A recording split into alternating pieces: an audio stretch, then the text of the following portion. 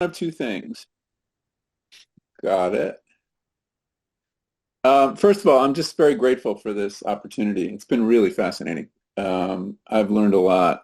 Me, Um, me too. So we're on equal good, equal footing good. there. I know I've been a somewhat frustrating volunteer. Well, I think in a way that's true, and in a way that's sort of the most important part for me to figure out. Well, what's the deal with that? And Yeah, well, we can talk about it. So I want to do a kind of debrief on the sessions, but I also have some questions I need journalistically. I mean, simple fact things and a couple other more speculative things. Which would you like to do first? whatever turns you out. This is your party. Okay, okay, good. But I mean, if you want to take the debrief section and use it as part of what you're posting, I don't have a problem with that. But Okay. this section would be weird to include. Um, So going back to your origin story about the beeper and the method, you said you had this idea on your way to graduate school. I don't think you told me where you went. Um, I think you said it was South Dakota. The University of South Dakota is where my PhD is from. Yeah. Okay, University of South Dakota. So And you, I had the interest in randomly sampling thoughts for quite yeah, some time before before that. that, but that was where I figured out how to do it. Uh-huh. Um, and you mentioned too that you had training as an engineer. Was that or work as an engineer before that? That Both. equipped you to do the beeper.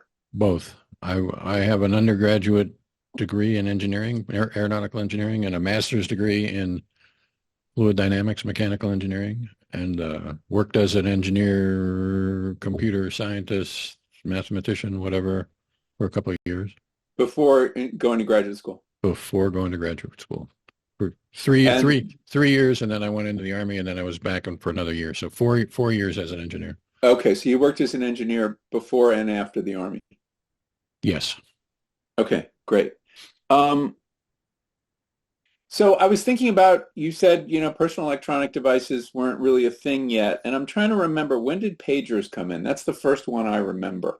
The the first pager was, I think, the Motorola Pageboy, and I think that's 1974. Okay. I think It was called the Page Boy. don't trust my memory about that. Yeah, I can check that. But I but can check that. I think it's in the vicinity of 1974 or five or something like that. And it rolled out sort of slowly, so where the actual beginning was is you might find it a little bit hard to Yeah, okay. put a But date in on it. 1973, there weren't other devices like this. That's correct. Okay.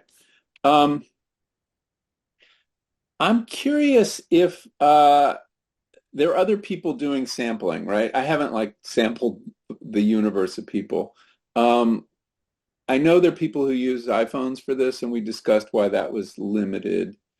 Back when you were doing this, were there other people trying to do it? Or without the technology, it didn't occur to them you could do it. So the answer to the first question first. There are a lot of people who are using beepers nowadays, one way or the other. Either nowadays it's mostly iPhones, but you can use Palm Pilots or handheld computers or whatever. And so that it is now, I would say, mainstream psychology. And when I started, there wasn't anybody else. Within a few months or 6 months or something like that, Mahaya, the flow guy, Yeah. started in I've his never heard group using anyone pager. pronounce his name. You It's know, challenging. I think that's the deal. But Kudos. he started using pagers, and that's why I think that the date is going to be right around 1974 because he was an early user of pagers. So I think what happened for him is he saw the pager as a way of doing this kind of stuff, and it was very close. I think 6 months after maybe I built my first beeper, Uh-huh. Did you think about and using pagers, or did that not give you any value added? well, by the time pagers arrived, I had already built beepers, so there wasn't any reason for me to use a pager. Right. The I so the answer to the question, did I think about it? The answer is no. Yeah. There's another group other than Mahaya's group, Eric Klinger, Who you cite in and some of your papers. he in the University of Minnesota Morris, I think starting in around 1974 or 5-ish, something like that. And is there anyone using your method now besides you? I mean, have any of your graduate students gone on to make this part of their work? Is there a community of people doing this, or There, is it pretty much you? it's pretty much me. There is not a community. My graduate students would say they use the principles of descriptive experience.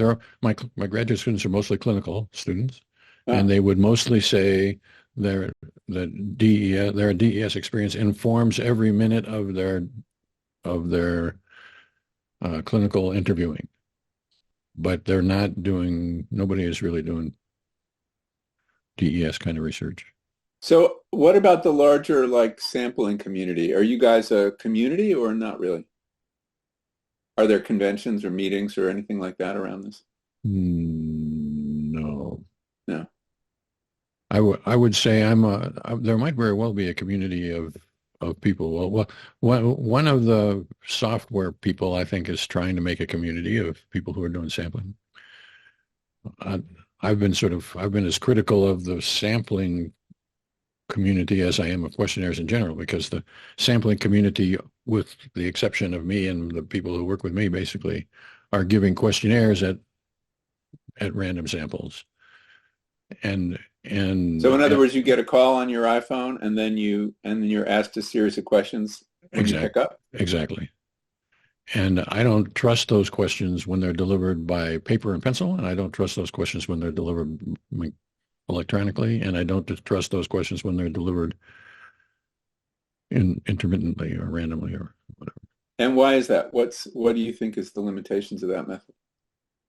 I mean, we discussed the beep and the sudden rise and the fact that there's no fumbling to turn it off or anything. But are there other aspects of that?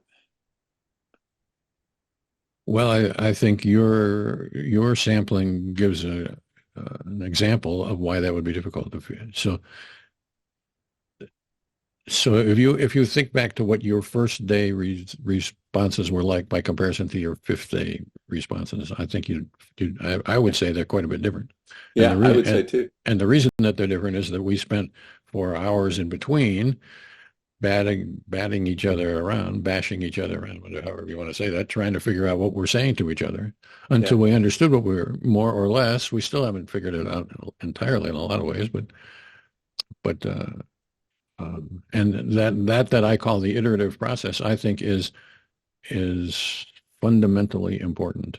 And the samplers don't do that, just like any other questionnaires don't do that. They give you a They're questionnaire. standard questions. They assume that you know what the words mean, and I just don't think that's true. I think Yeah. that's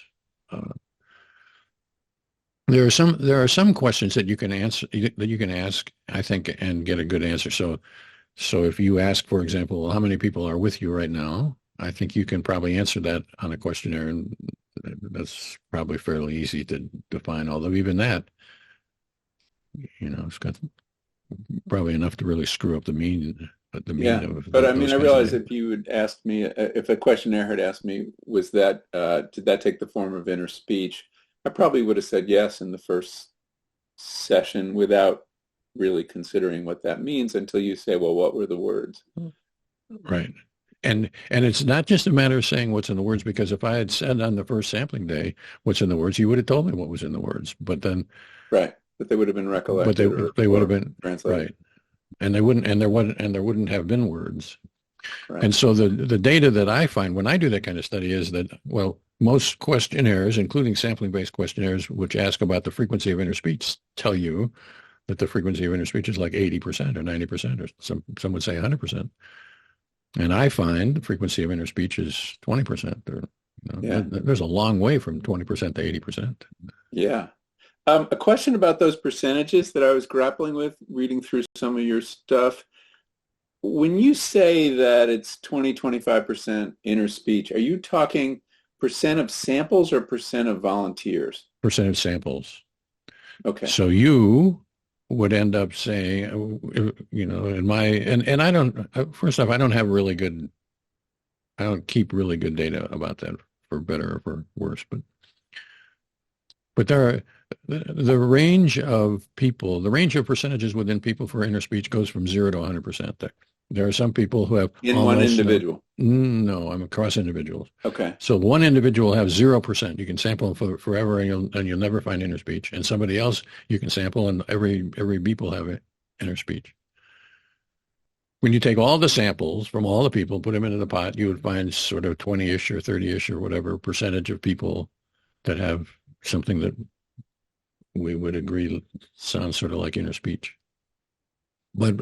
But I'm not particularly careful about the percentages because my samples are not random.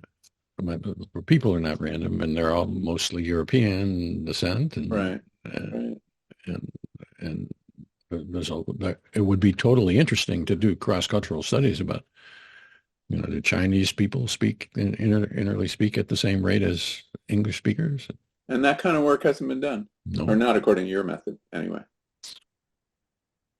not So, according to my method, and not also according to a method that I would trust. Let's put it that way. right. And I've Right. got pretty high standards about that. But and you could say, well, the only method that you would trust is your own method, and that is a little bit too severe, I think. Yeah. But I think you got to do something that's at least as good as my method before you get to the place where I would trust what the results are. And I'd be delighted if you could come along, or somebody would come along and say, well, here's a way to do this better than you're doing it. Yeah. But I'm not particularly delighted when somebody comes along and says, well, here's an easy way. And it doesn't really give you good results, but it's easy, which I think is sort of what science does. How do we get from 20% of only 20% of samples are, real inner speech to, can we draw a conclusion that some percentage of the population, more or less, but less than 80, is As predominantly inner speech? I mean, I guess because, as you said, some people might have it sometimes and not other times. Yeah, I don't think we can do that. I think with the data that we've got now, and that's a personality question, what I call a personality question. And to answer that question, you would need big number of samples, big number of people, Yeah. randomly selected from a wide variety of populations, and if you'd need a lot of skilled DES researchers doing that, and they don't exist, and therefore I don't know the answer to those questions. Right. Right. I'm curious if you've sampled your family, your wife, your kids, if you have kids. I have a kid, and the answer to that is no. And your wife? No, not my wife either. See, they think I think they think that I should keep my scientific life separate from my Seven. personal life. Don't pry. Yeah. But you did sample yourself. There was one of the articles I read said, I think way back in 2007, you sampled yourself. Tell me about that experience. What was it like being on the other side? Well, so let me give you the background of that. So when I designed the beeper, when I built the beeper in 1973, I was trained trained as a behaviorist basically, and so I gave the kinds of questionnaires that people are now calling ESM or EMA or whatever. That was what I was doing back at that time. And by the time I had done that for a couple of years, I had come to the conclusion that I didn't know what somebody meant with a 7 on a Likert scale, and so that wasn't good enough. But I didn't know what else to do, and so I started thinking about what do you do with a beeper? The beeper seemed like a good idea. Random sampling seemed like a good idea. Questionnaires didn't seem like a good idea. So what did that leave? So I read a wide variety of stuff, from Buddhism to phenomenology to whatever. And in that process, for a year, I wore the beeper myself from when I got up in the morning until I went to sleep at night, for a year. Wow. Which I was can't the imagine doing that. year 1977, 6 and 7. It was the first year that I came to UNLV, actually. I came to UNLV with a beeper in my ear, basically, and trying to figure out what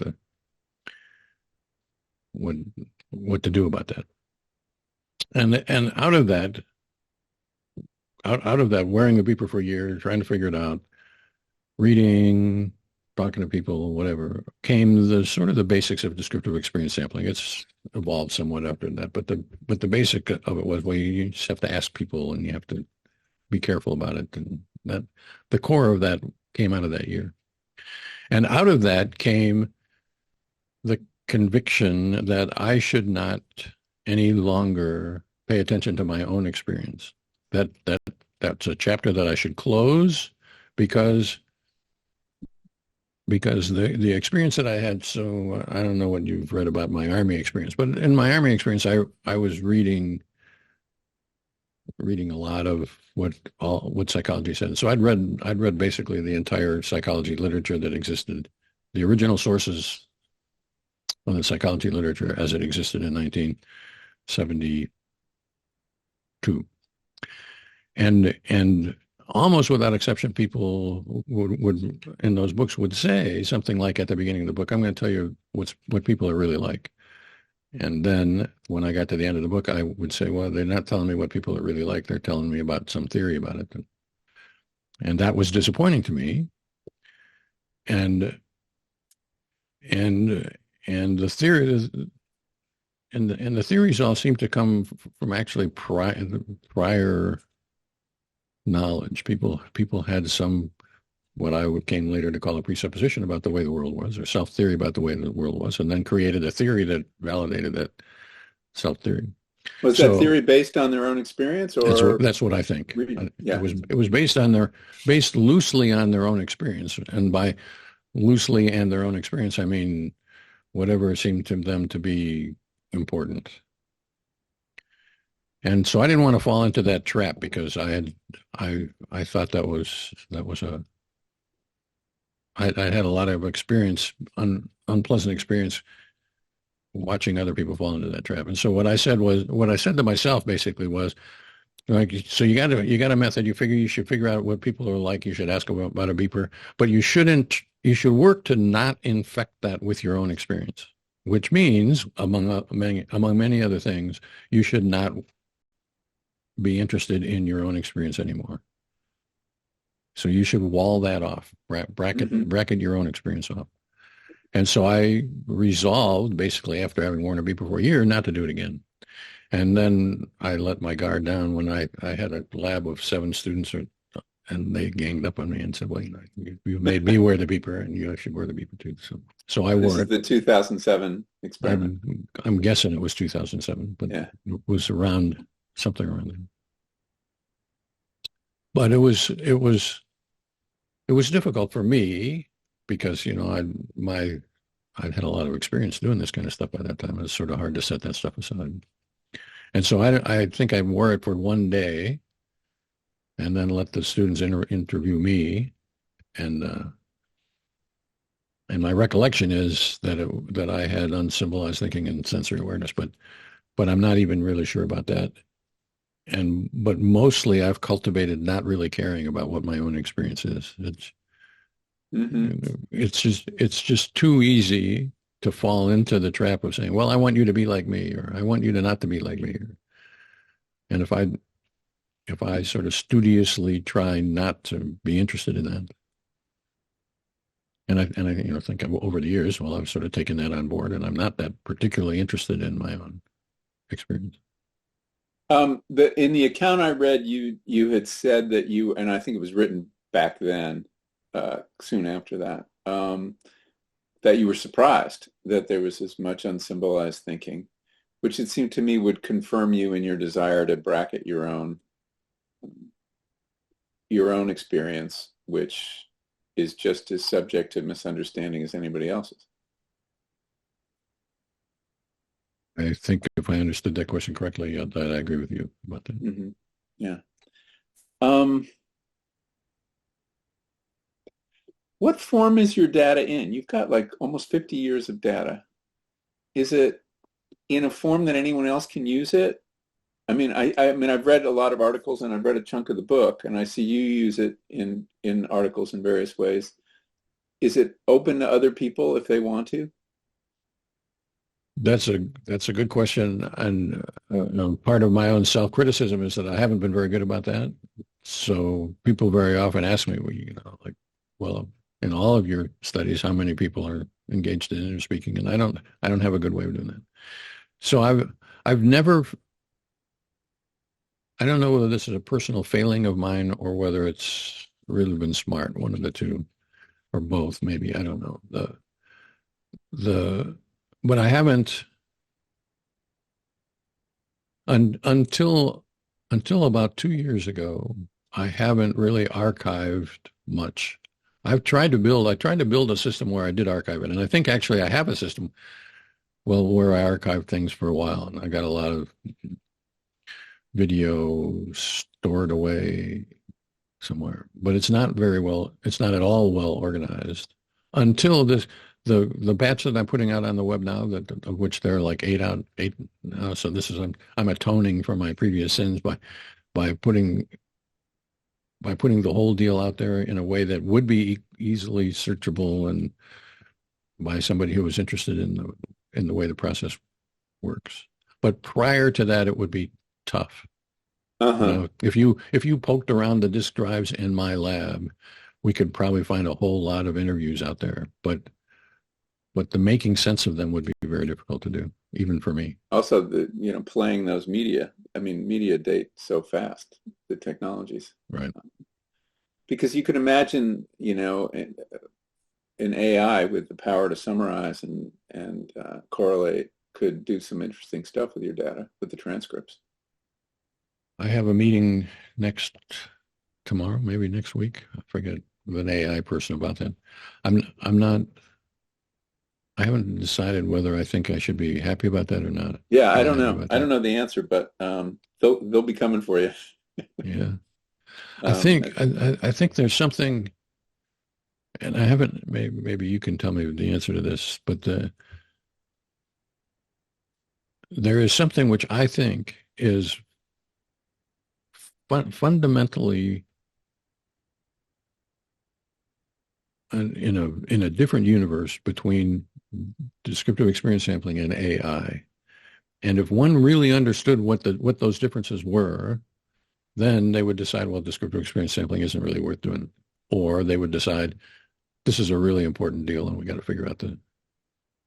And I've been trying to figure that out.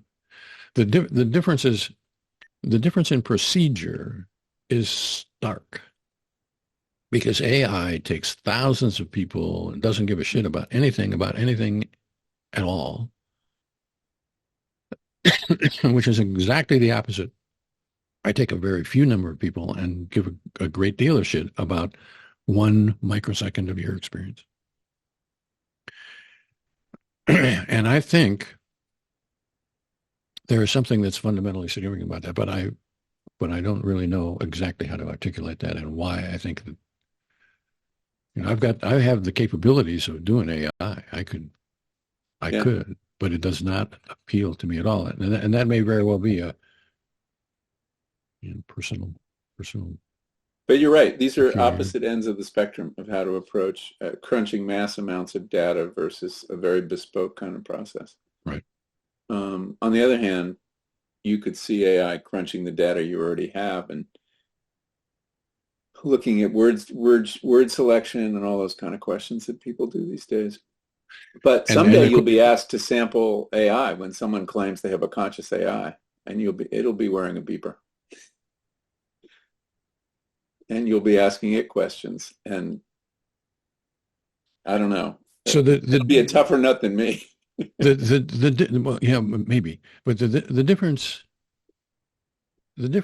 is, I think, in this ballpark, and I'm not sure about this at all. So I've been thinking about it, but I haven't solved the problem. Mhm. But your Michael's struggle to figure out what's actually going on with him is the thing that is fundamentally different from AI. AI tries to say to Michael, you don't need to struggle. You just, put the Mhm. shit in, the shit comes Right. out. and Right. that's it. You don't have to do any of that. But the struggle is the deal, I think. Yeah. More than the results, it is the effort. It, I think there's something Yeah. that's what I just said probably isn't exactly right or even half right, but something in that is an important deal, I think. Yeah. Well, I think, I mean, I learned something from it, definitely. Um, so So the difference there, let me finish that sentence. yeah. The difference there is it's not the facts that you learned, it's the approach to the facts. It's the Well, it's the difficulty of the process is it yeah, tells you something about the limitations of your self-knowledge. yeah, something like that. Yeah. No, I get that. I get that. So over the years, people, any psychological experiment, especially these days, comes under pressure and, criticisms. I saw there was a special issue of the Journal of Consciousness Studies, and you answered a bunch of them. Um, what would you see as the limitations of the method, if any?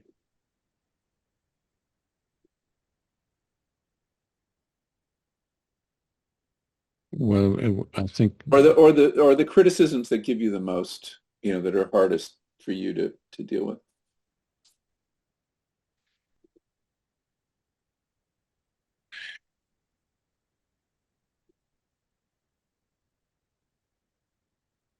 so. I think that that question is the same question as is why is what Michael and Russ did for the last month difficult? Hmm. If we knew the answer to either one of those questions, we would know the answer to the other one of those questions, I think. Yeah. And the answer is everybody's got a vocabulary. That vocabulary is different on the inside as it is on the outside. Everybody's experience is limited. The comparative, what you can compare your experience to somebody else's experience.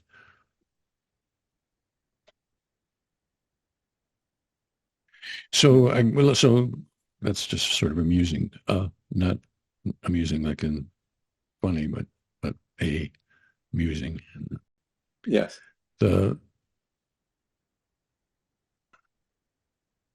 the criticism that I think is the hardest is or the hardest to overcome, and I haven't overcome it. So, is so what do you do when John Jones from Peoria says I'm doing DES and then does something which Russ Hurlburt from Las Vegas would say, well, that doesn't look like DES to me.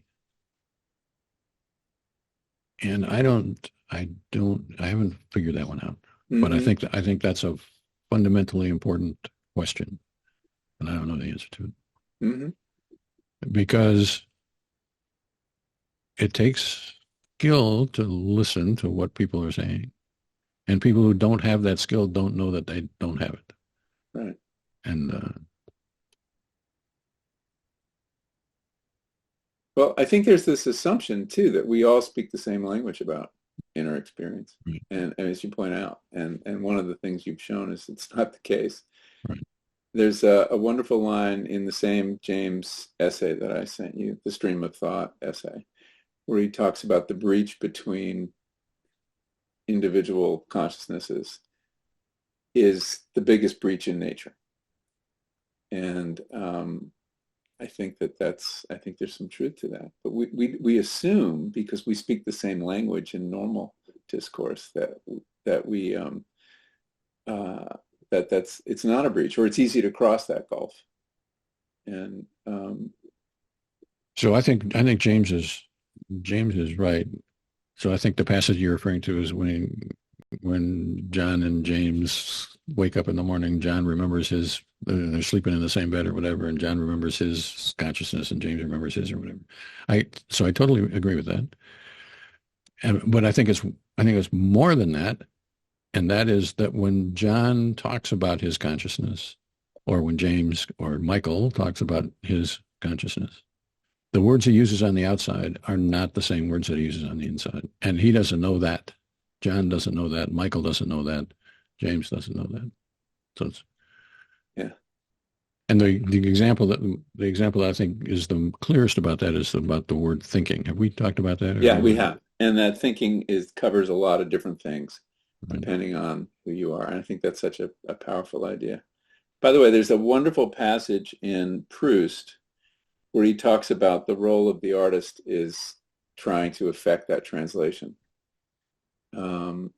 It's in the last volume. I just read it. I'll send you the page citation. Yeah, I'd appreciate that. That'd be good. It's a beautiful passage. Anyway, so you've read this. Another way of saying when I was going back to what I was saying, I don't actually know whether DES should be called science or art. Mm-hmm. I think it's maybe on the edge, but I also think that good science is on the edge of art and good art is on the edge of science, and so I think maybe that's what I can see what makes it art. What makes it not science? The fact that it's not standardizable. Yeah, the fact that I haven't figured out how to be able to say this is good DES, that's not good DES. Yeah, I see. And I'm totally recognize that it could very well be that good DES is an idiosyncratic view. What I think is good DES is an idiosyncratic view of mine, that entirely colored with my personality and history and whatever, and that what I think is good DES, somebody else could think of what they do as good DES, and that would be a totally different thing. I've tried to figure that out, and people come to me and say, "Yeah, I want to learn how to do DS," and I try to teach them how to do DS, and most of the time I figure out I'm critical of what they do, and I say, you can't do that if you want to do what I think of as DES, but I don't. It's hard for me to know whether there is an absolute DES or a DES that would be not particularly a Russ personality extension. Right. Well, it seems like you're more on the psychoanalysis side as opposed to the, hard psychology, social psychology side, in that psychoanalysis too is more art than science, or at least half. Do you know what I mean? I mean that the skill of the psychoanalyst counts for a lot, and it's very hard to standardize. So I agree with that much. I think the data in DES is harder scientific data than the data in psychoanalysis. Yeah. So when I say about Michael, he doesn't have very much inner speech. That's a closer to truth statement about Michael than, Michael had conflicts with his father and whatever a psychoanalytic explanation would be. Yeah. So you have these real data points. Yeah. I think the data in DES are pretty stubborn, and I'm not sure that's true, but in psychoanalysis. Yeah. So let's talk about moments for a moment or two. You've read James's Stream of Thought, and I actually think in retrospect, the fact that I was reading it closely while we were doing this had an influence on how I was answering your questions. He speaks a lot of the interpenetration of moments. He speaks a lot of the dynamics of thought and flow, whereas you're doing this kind of vertical sampling. And I'm just curious to know, you've said in our first interview that you're not interested in moments, you're interested in at the moment, right? That's correct. By which I assume you mean consciousness at the moment or inner experience at the moment. inner experience at the moment. Yeah, yeah. Um, but of course, we're bracketing this phenomenon that he describes so beautifully, even though it's not. It's more artistic essay than scientific by these terms. I mean, there's no experiments behind it or procedures, but it's pretty, persuasive idea that that thought flows. Um, so how do you feel about this focus on sampling at moments, and what does it leave out in terms of um, the dynamic nature of thought, or does it help us understand it? That's a good question. I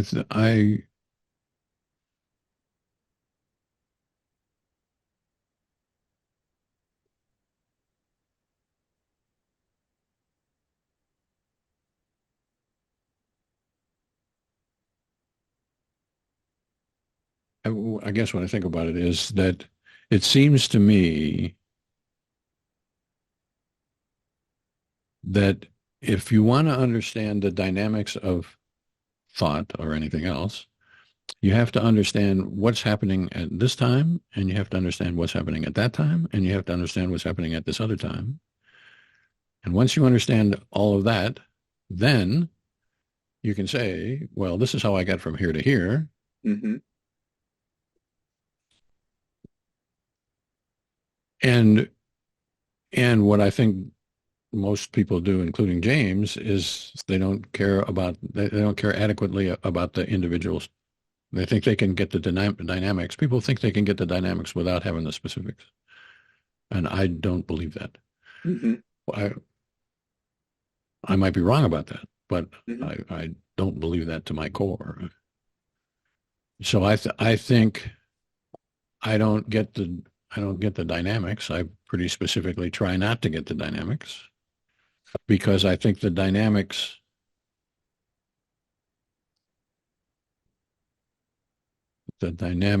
don't have what I called a little bit ago the hard data, the hard data points. Yeah. Can you imagine a way to get those though? I mean, like what if beeps were in closer proximity? Because mine are like, separated by 40 minutes, 15. Occasionally there was one within 5 minutes.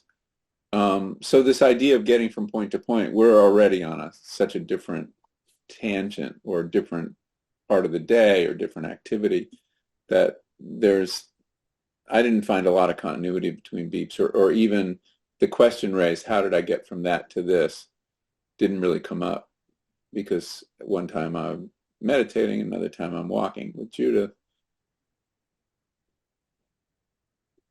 So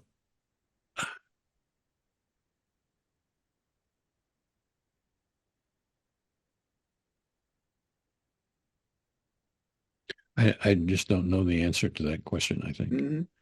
I think what I think is that if you want to explain something that's going on in your inner experience dynamically, you have to be able to say, I think you have to be able to say, this is what's going on at this particular moment, and this is what it is that I'm trying to explain. The problem is that most people who are talking about dynamics don't know or care about what's going on at a particular moment. And I just don't think there's no tether. If you're into that dynamic without, you got to have a piton pounded into this rock and a piton Yeah. pounded into that rock. And when you do that, then you maybe can figure out how to get from here to there without falling into the abyss. Hmm. And I think most theorists don't, they tell a story that sounds plausible. You yourself in your sampling told quite a few stories that are plausible and maybe Hmm. even correct. I'm not even, Hmm. I'm not, I'm not denying the correctness of them, but they're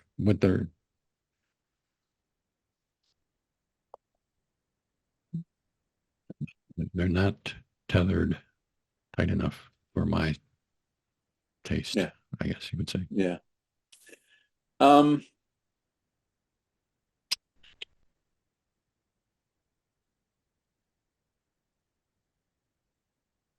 oh yeah. Okay. Two questions about it some research you've done or other people have done. You have collaborated with some people doing fMRI scans, is that right? Yes. And what has that told you? Does that, I mean, does that correlate if someone, I mean, inner speech presumably would activate certain already mapped brain regions. So has it helped you confirm what you're doing? Or, I mean, I don't know anything about this fMRI research. What did it add to the picture, if anything? So what it added to the picture for me was that we discovered in a case study or two, maybe I forget, that that inner speech, when it is discovered by DES standards, lights up different areas of the brain than inner speech when it's on demand. And What do you so mean on demand? if I put you in a scanner and I say elephant, and you say elephant, and you say that out loud, and then I say, well, now say the Say it to elephant yourself. to yourself, then you're going to say inner speech, elephant. So that's on demand. I'm telling you to say elephant, and you say elephant, Right. or I give you a sentence to say, and you say the sentence or whatever. And naturally occurring inner speech is I put you into the scanner without giving you any instruction at all. You're in what they call a resting state in the scanner, and I beep you, and then after half an hour of such beeps, you get 4 or 5 beeps in the scanner, and I pull you out, and then we have a standard, whatever our standard DES interview of the kind that we've been having, and then I stick you back in the scanner for another half an hour, and then I do that, then I pull you out and have another interview, and then next week we'll do the same thing again, and the next week we'll do the same thing again. So I end up with 10 scanner sessions or something like that, four-ish beeps per session. And in some of those beeps that you might be engaged in inner speech. Well, not you, because you don't have too much inner speech, but some people, if we did that, might have some inner speech. And then we can, so we know when the beep came, and then we can rewind the fMRI recording and average across the moments just before the beep and ask, are the same brain regions lighting up then as were lighting up when we were telling you to read the sentence or say elephant or whatever? And the answer to that question apparently is no. And that I think is of fundamental importance, because most of the people who are doing inner speech research are doing it on demand. They're telling you what to say, and then they're going to say, well, this is the way inner speech is.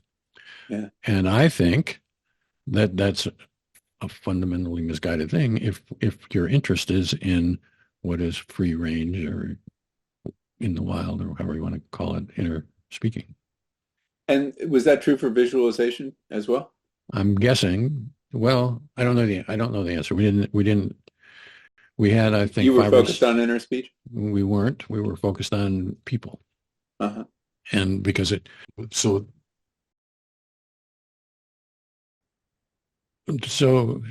what happened is that some people in Berlin who had a lot of scanner time, had some scanner time, and an interest in my work. And they said, why don't you come over and spend some time, and we'll put some people into the scanner. And so I had like 5 weeks or something like that to put as many people into the scanner as we could in 5 weeks, which isn't very many when you think about how much work it is to do one person. So we had a half a dozen people in the scanner for a long time each. But that's not a random sample. You know, we had to find people who were English speakers in Berlin and whatever. And so we got what we got. And what we got that was of interest was one person who had sort of a lot of inner speech. And so we could compare her inner speaking to inner speaking on demand. But the study was not, let's study inner speech. The study, although part of one of the participants in that that group of people involved Charles Fernyhough, who's got a substantial interest in inner speech, and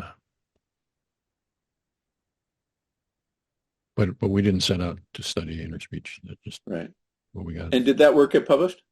Yes, we published a couple of studies about that. I assume it's on your website. I can find it. It is. Okay. So look look for a joint publication with Frayney. That would be the probably the. Okay. Will you just tell me a little bit more about people that you've sampled who don't have inner experience or don't have very much? Well, they fall into two categories. One is, I think, kids don't have inner speech, and and and so one of them. So if you looked at that chapter that I sent you, chapter Yeah, 9 I from my did. book is You looked at kids and the elderly or mentally yeah, compromised. and so I think inner speech is a skill, and like riding a bicycle is a skill, and until you Inner learn speech or inner experience? Or both? all forms of inner experience. Right. Okay. So inner speech is a skill, seeing a visual image is a skill, having feelings is a skill.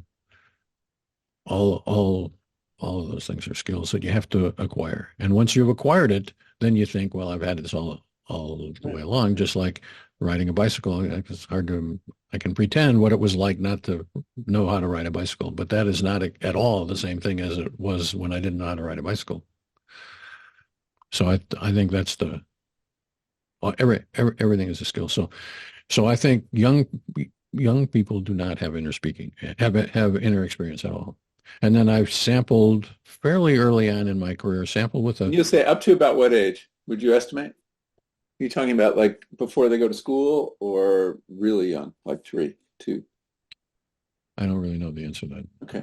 I, the older than you think. Let's put it that way. Okay. But I don't want to. I'm not a developmental psychologist. I think there's a Nobel Prize probably for somebody who wasn't developmentalist and wanted to know what inner experience really was like across the lifespan. I think that Oh, that'd be fascinating, man. would be totally informative and fascinating. But I didn't do it. The so I sampled with the guy. The first guy that I sampled with that I decided didn't have inner speech was a 50-ish, 45-ish, 50-ish uh, pastor. I guess he was, a professional person who worked at What's a caster? a pastor. Oh, pastor. Okay. He Got was it. he was a hospital he was a hospital chaplain. What his job was, and well respected, and sort of a hospital administrator as well. But when we sampled him, we just there was nothing like inner speech, and what that means is that he never had any visual imagery, and he didn't have any words, and he didn't have anything like we would call sensory awareness. And when you subtract all those things out, then you end up with, well, what does he have? And the answer is, well, we really couldn't find that he had anything. But he's He got would perceptions, right? I mean, he's going through his day, having conversations. So absolutely, it's so if we can separate perception and thought, he still has perceptions, right? absolutely. Okay. So this, so this is so. I think we could have an informative discussion about whether we should say that Michael does or does not have inner experience, because we could say, well, did Michael have visual imagery? And the answer to that is, well, at the moment of the beep, maybe one time he did, but most of the time not. And even at the one time, we weren't perfectly sure about that. The one time that I recall is the MC on the stage deal. Yeah. He described, as I recall them, visual imagery that would have been compelling to me to say, well, this is pretty clearly visual imagery, which was the asphalt walkway, Right. but that was not at the moment of a beep. Well, I mean, that goes to how long a moment is. It was within a second, 2 seconds. But no, it wasn't at the moment of the beat. So what that does for me is that says Michael knows what what inner seeing is. He can describe inner seeing when it happens. It's not like he's got a vocabulary deficit that he can't Not inner describe. seeing blind. Yeah. Yeah, that's not it. But most of the time he doesn't have it.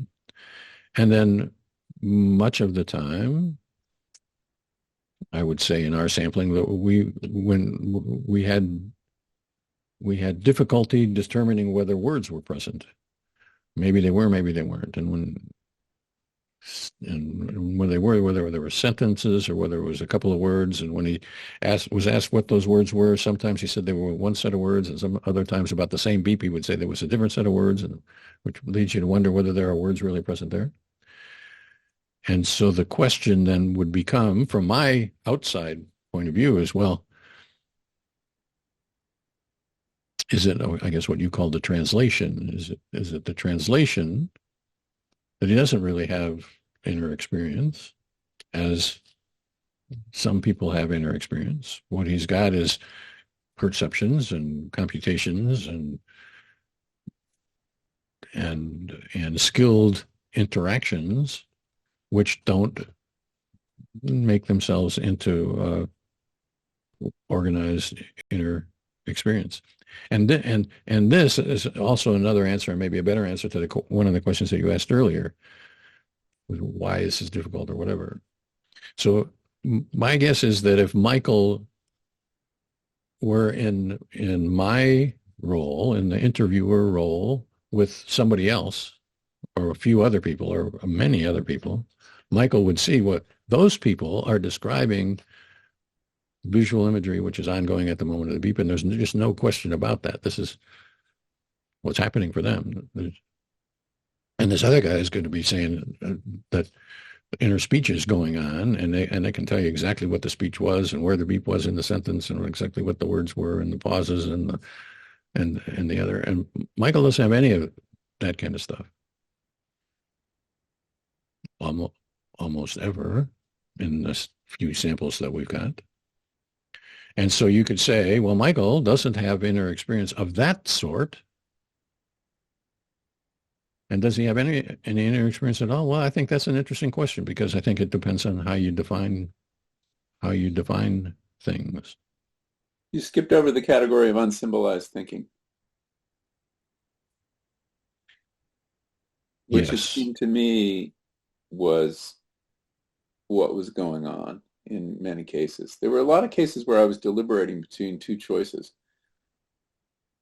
or between, and there was the very first beep about the role, and there was what trail to be on, and it seemed to me I was when something is that binary, that I was able to navigate it without having to translate it into words or images.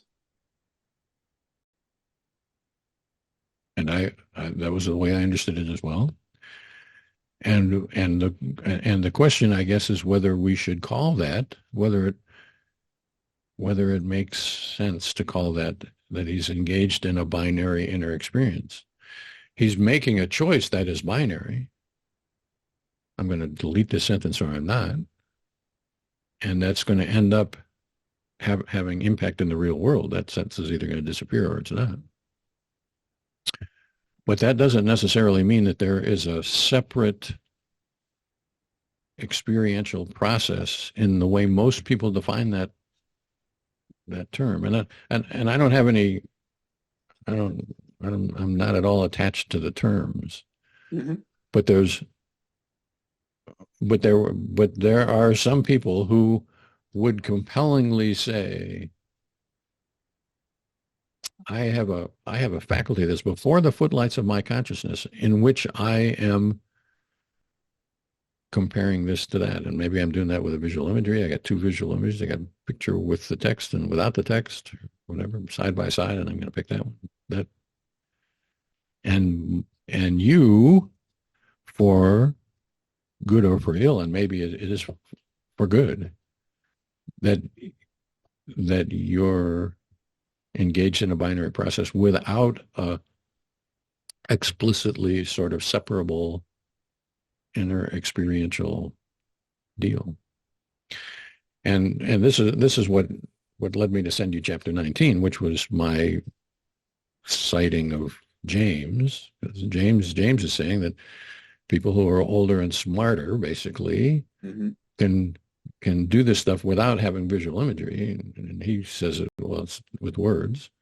But I would go beyond that, and I would say, well, maybe people who are older and smarter can do it without words or without pictures or words. And then that would then the question becomes, well, whether we should call it unsymbolized thinking or not. And unsymbolized and here again, I don't have any patent on the word unsymbolized thinking, but Is it a there term in psychology or is it your term? I'm not it's familiar my with it. term. It's your term. Okay. The when I wrote about in unsymbolized thinking, which was I think in 2008 or something like that, the point that I was trying to make was that people experience them. Some people sometimes experience themselves as having a very explicit thought that would be every bit as complex as could be explained in inner speech, but without any inner speech. And the closest you came to that kind of an example, if I'm recalling correctly, is your inspiration point. We should go to inspiration point. That was a pretty close to a fairly complex, but directly present without words, pictures, what I would call unsymbolized thinking. Yeah. Then, so the point, one of the points of the 2008 article, don't hold me to 2008, but 2008-ish article was I wanted to make the point that unsymbolized thinking is not a gist, because there are a lot of people out there who say, well, you know, I was sort of thinking about that, and that's what you mean by unsymbolized thinking. I said, no, that's not what I mean by unsymbolized thinking. What I mean by unsymbolized thinking is every bit as explicit as, quote, should I delete this text or not, unquote. I'm thinking that, and it's not just that I'm engaged in the task of deleting the text, but that I am I've thought thinking about it. as a separate sort of parallel process. Should I delete this text? But the inner life is complicated, and so there are sort of gradations of that. So unsymbolized thinking, and then I think I sometimes call it cognitive awareness, and you had sort of a lot of what I would call cognitive awarenesses, where there was some before the footlights of consciousness cognition going on, but it didn't rise to the level of complexity or specificity or whatever that I would give credit for unsymbolized thinking. That's interesting. But I So, also think, oh, I'm sorry, finish your point. so imagine you're a tennis player and you're about to hit the shot and you have a choice to make. I could hit it to the forehand or I could hit it to the backhand. And I'm thinking that most good tennis players aren't thinking, should I hit this to the backhand or should I hit this to the forehand? It's automatic. They It's have muscle memory. I don't think muscle memory is a good term either, but it's not a conscious before the footlights of consciousness thoughty kind of a situation. It's a skilled, he's here, I'm there, then it's there, I'm this tired, he's that tired, this far to the point. All that stuff gets mashed in and I go that way, not going that way. And so I think that's true. I think that can be true of many deals, and that I think is what James had in mind when he wrote about words. But it's worse than James thought, or more than James thought, or beyond what James thought, because it's not just words. Yeah. And so what I found difficult with you, and I think you found difficult with me, that we found difficult together was, well, is there, when I'm making this binary choice, is there a thought process about making the binary choice that's directly present to me as a thought? Or am I making this binary choice? And I don't have to think about it because I'm a skilled writer. I'm a skilled editor. This is going to go in the same way as I'm a skilled backhand hitter or a Right. forehand hitter. And what makes my work difficult, and yours too, but from a different side, is you don't get a chance to see other people who are trying to explain these kinds of things. So your attempt to explain to Russ what this experience is like comes out with in vocabulary that makes sense to you, which has to do with, well, I was thinking about that, and it was a thought process. But when I hear it, by comparison to other people who have explicit thought processes, well, Michael's thought process isn't very explicit by comparison to what I understand those other guys are doing. But, that's what makes my life interesting Yeah. and challenging. And But, I also think about when we took samples, which are particular times of the day. Um, you didn't get me in the shower. You didn't get me lying in bed trying to fall asleep or waking up.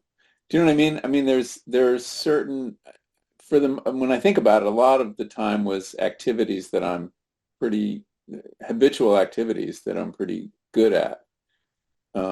Just kind of every day, deciding what to buy at the cheese board or where to go for a hike and stuff like that. But I guess I don't, even with this, I don't doubt that I have inner experience and that like even with the hiking one, I mentioned there were two images. They just were not at the moment. So we have to throw them out, but they exist. so like a lot of things that I would say about that. So one is I don't dictate when you should wear the beeper. Right. And the reason for that is that over the years I've discovered it doesn't usually much matter. That people are more similar across widely disparate situations than they might think. But I'm not actually positive about that. And so I recognize that I try specifically not to say I'm trying to get at the essence of Michael. I don't know anything at all about the essence of Michael. I got 17 beeps or 29 beeps or whatever we had of Michael, and they were more or less random, but they're not really random, and they're more random than most people get, but they're not perfectly random. And I accept all that stuff, and as a limitation of the work that I do. Mm-hmm. And then the other thing, I forget what the other thing was. Well, Yeah. about beeps that we didn't cap. Oh yeah, the visual images that were proximate to the decision about where to hike.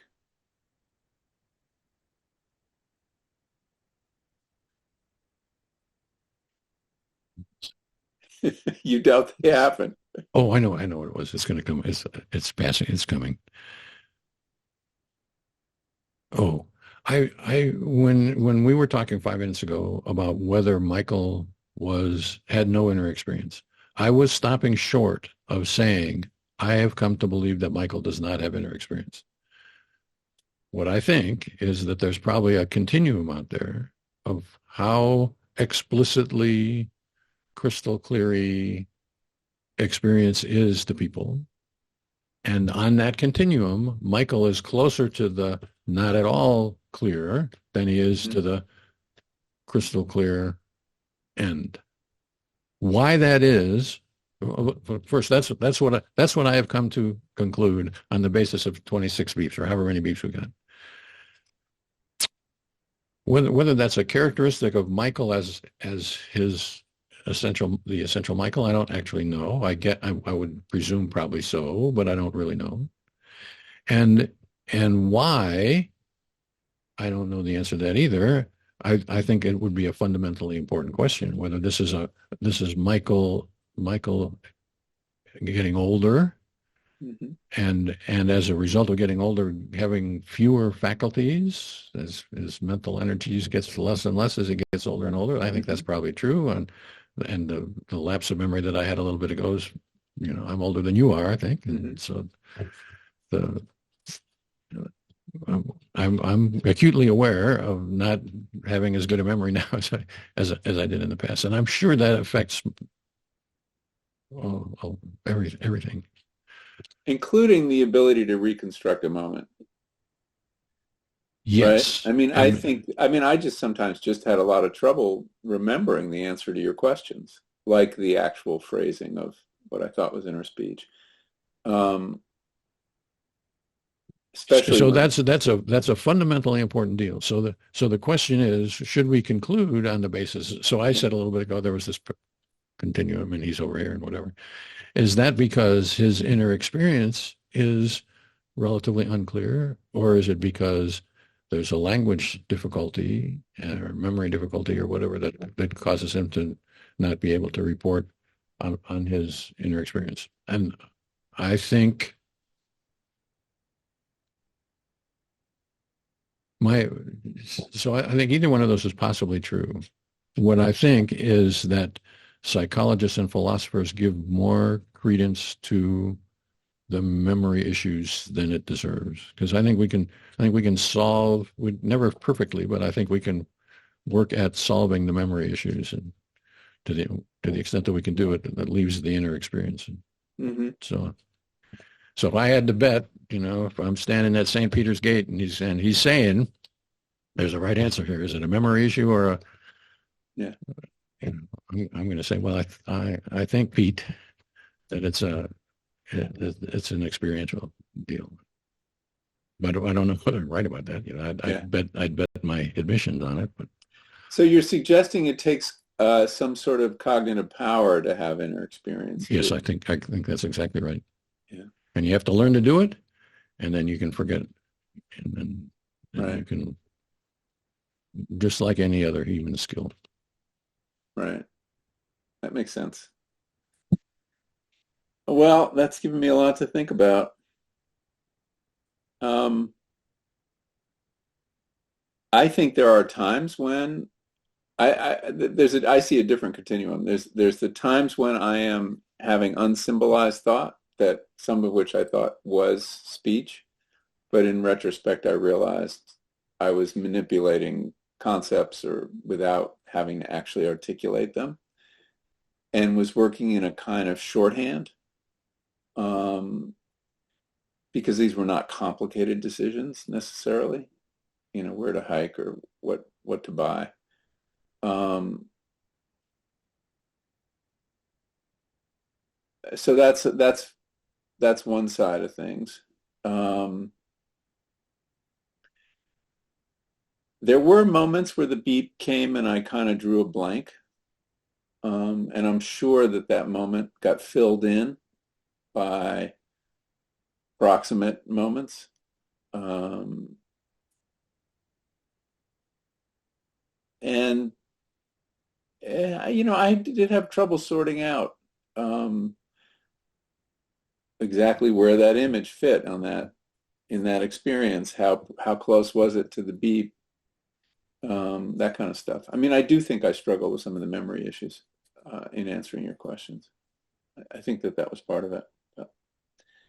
Um, but definitely less inner speech than I would have thought. That was a big takeaway for me. And also just the general uncertainty about what's going on in there. But there are times in my life, times of day where inner experience of one kind or another is just absolutely present. I mean, frequently when I'm meditating, images assail me. We didn't grab any of those, just strange images out of who knows where. I was thinking about that this morning. Um, and there are times where I'm hearing words, rehearsing words in my head before I speak them.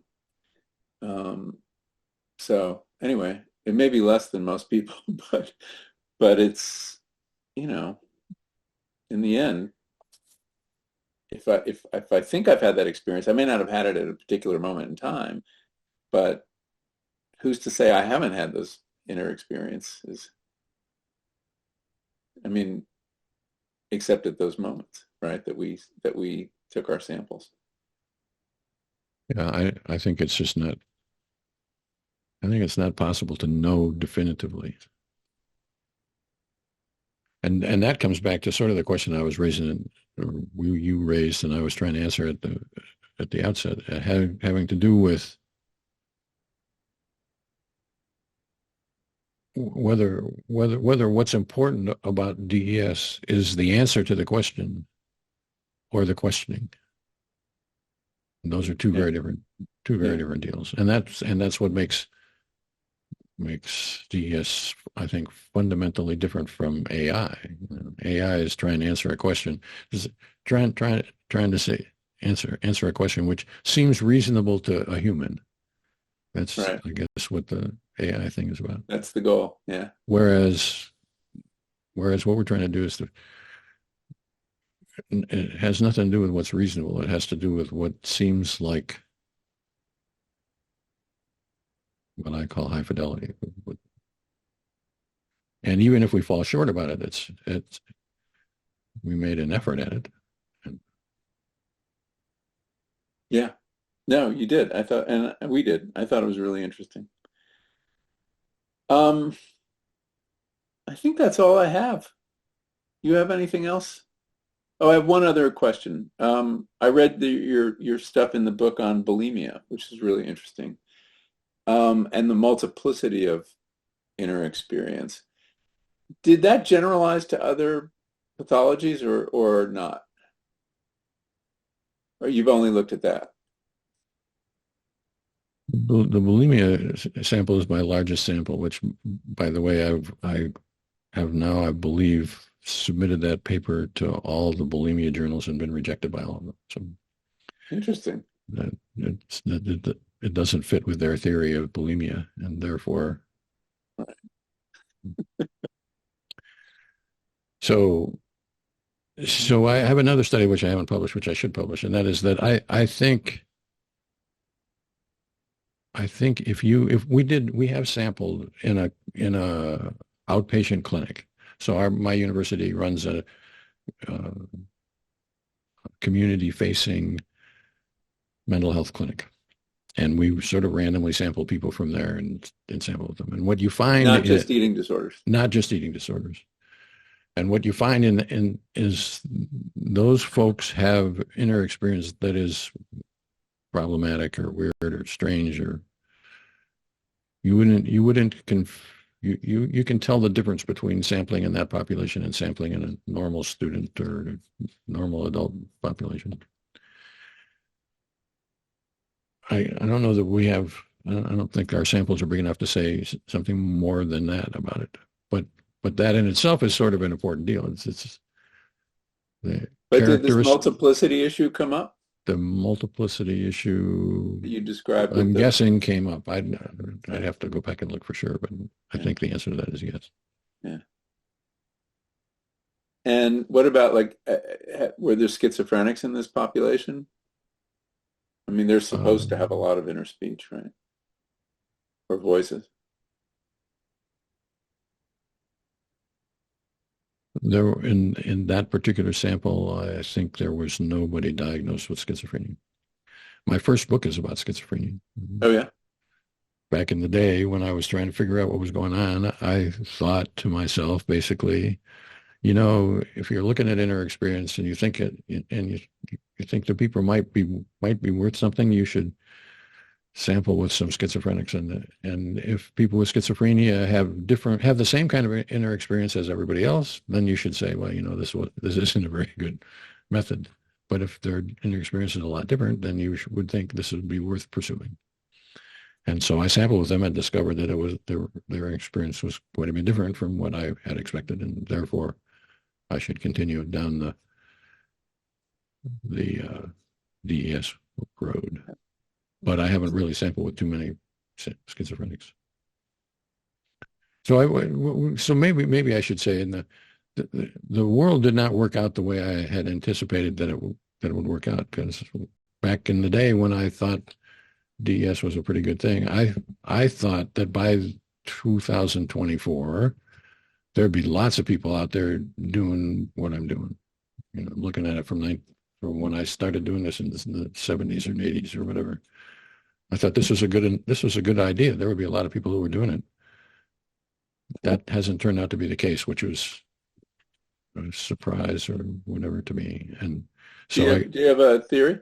I know you're allergic to theory, but about this. I think A, it's too hard Yeah. and too time consuming. And B, you have to give up your own theories, and people prefer their own theories to the truth. Yeah. But that isn't the way I thought it was going to be. I thought there would be huge numbers of people out there, and so I thought, you know, if I said, you know, it looks to me like schizophrenia has different inner experience characteristics, that there'd be a bunch of people out there who would be sampling with schizophrenics. I didn't have to do it because I would have pointed the way and moved on. Right. It didn't turn out that way, and so probably would have been better if I had spent a lot of time sampling with schizophrenics. Hmm. But Yeah. But I think you're right. I think it's just too difficult and too time consuming for and as you point out, it's as much art as science. I mean that it takes a certain kind of skill that can't easily be taught or translated. And you know, I mean, I would have thought some of your graduate students would take it on, but as you say, they're mostly clinical. I would have thought so too. Yeah. I was, when I wrote my first book, I was worried in a way that people would just steal this idea and leave me out in the cold. Uh-huh. It's You still have it. It wasn't that. Great. Well, thank you. This was very helpful in filling out the picture. It was a totally fascinating experience. I'm going to sit down and try to write what I want to write about this, and I might hold off on sending back your beeper for a little bit in case I'm inspired to try it again for some reason. Okay, that's fair. I'll do another couple beeps. And we agreed at the outset that I might put these interviews on the web, and that we would make that decision after we had the interviews. So we're getting to the place where we need to make that decision. So and the question I'm asking now is, should I be putting in the effort that it takes to transform these interviews? I have no problem. I believe in transparency. And in fact, I might point readers to the link. Well, then what I will do is I will, in the fullness of time, make a website, and then I'll send you a link to that website. Before I make it public, I'll send you the link to that website, and you can look at it and you can say, well, I didn't know it was going to look like that. Or, all right, but I don't want to put you to that work. My presumption is, sure.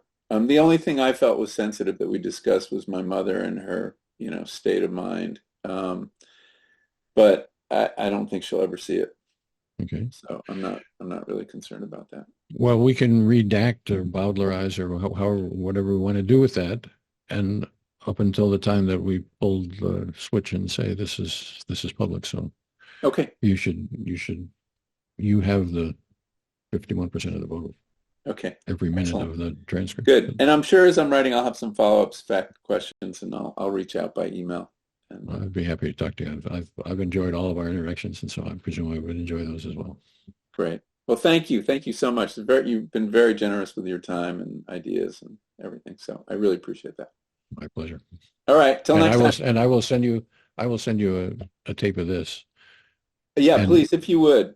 And if it's going to be transcribed, I'd love to have a transcript. Otherwise, I can have it transcribed. Okay, I will transcribe it. I will have it transcribed. Great. And then we can decide somewhere down the road whether we want to put this. Yeah, or maybe part of it. I mean, I would put the last part of it up. I mean, as part of the. I mean, I think the debrief after we went through the. I mean, I don't care which part of it you put up, but yeah. Some of it flows. I'm guessing that anybody who's interested in what we've done would be interested in the conversation that we had today. Yeah, probably. But so I will put timestamps onto this, and then I will send it to you. Okay, great. Thank you so All much. right. And let me know if you get to the Bay Area. I'd love to meet in person sometime. And That'd I'll be do great. likewise if I get to And the Las same if Vegas. you're coming to Las Vegas. Okay. And if you've got questions or whatever, let me know. Oh, you'll hear from me. Okay. Take care, Russ. Thanks a lot. See you. Bye-bye.